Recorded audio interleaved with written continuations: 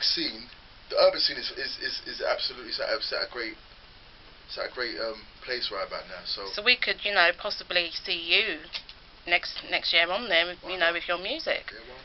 On there, because the doors are all opening, and we need them to open, and then we go over to America and take over. That's why we have the strapline here, giving UK music the first play. You know. I love that.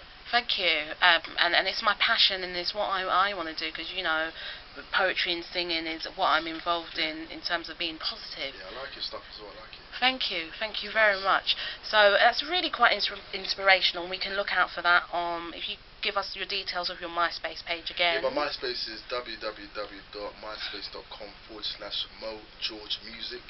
Add me, and don't forget, we do have a track called Broken. It's coming out October the 19th.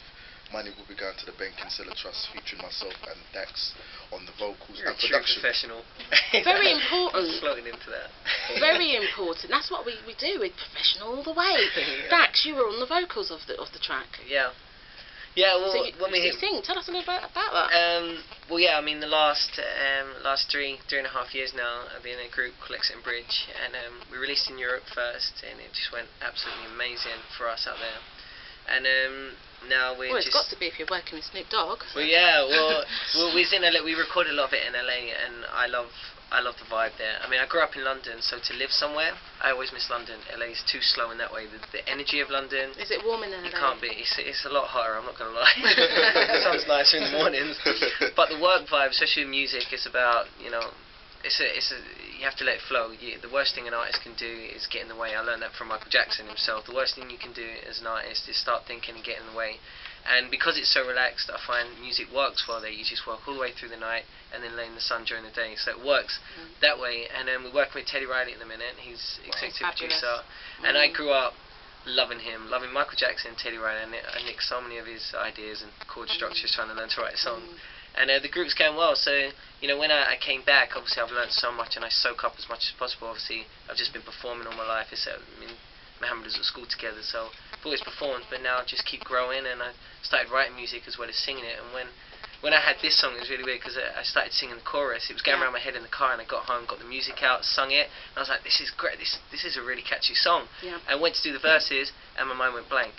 And I was like, no, I want this song. This is a really good song. And I just felt in my heart, this is not for you. It's not for you. And then obviously Mohammed was put in my heart out of nowhere. And then I sent it to him, and he became, you know, the rest That's like history. a gut instinct, isn't it? Where you've just got that kind of insight or vision. You have to be disciplined to your work. Exactly. You know what I mean?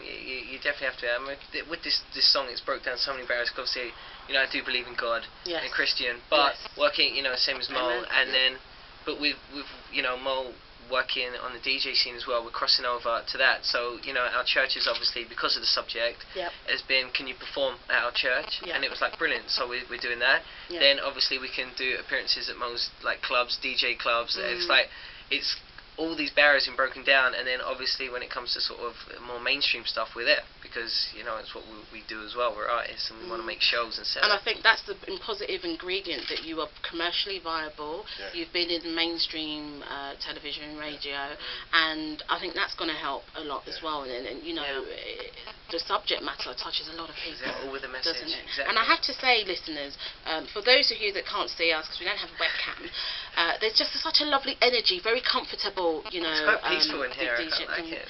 It's the healing vibes. You know, that's what we're trying to bring, you know, the healing vibes. And I can see you're all about that when you're talking about God and the purposes. And, you know, I'm going to ask you, actually, what does healing mean to you? Healing is a very important word to me, because everybody needs healing, you know, mentally, physically, sexually.